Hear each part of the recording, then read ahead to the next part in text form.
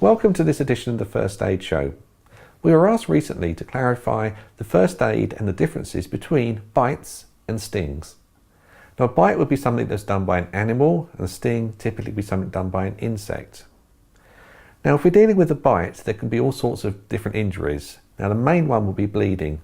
There could be rough tears, there could be incisions into the skin caused by the teeth, there could be bruising, there could even be broken bones or any other soft tissue damage.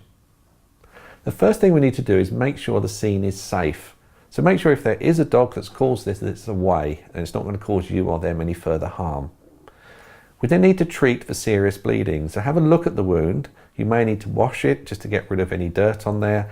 You also need to clean it and ensure that we stop the bleeding. So exactly the same concept as you covered in the serious bleeding modules. Pop the dressing on and get the person to help if needed. With stings, they're slightly different because with a sting, an insect is actually injected into the skin and it will be a toxin of some description which is causing a reaction. Now, something like a bee sting, we can remove that quite easily by using a credit card or a business card, something like that, just scraping it along at the base of the skin so that we pull the bee sting out from the bottom.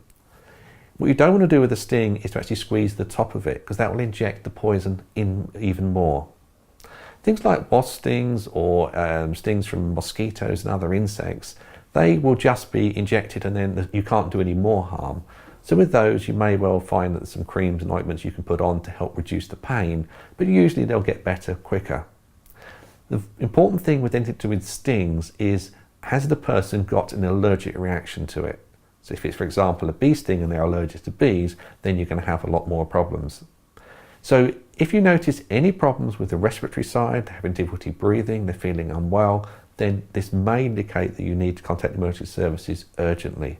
So talk to the patient, see if they have a history of allergies or any problems, and just make a judgment call yourself. Generally speaking, if you get stung by a bee or an insect on your hand, your throat shouldn't swell up. That would indicate an anaphylactic reaction.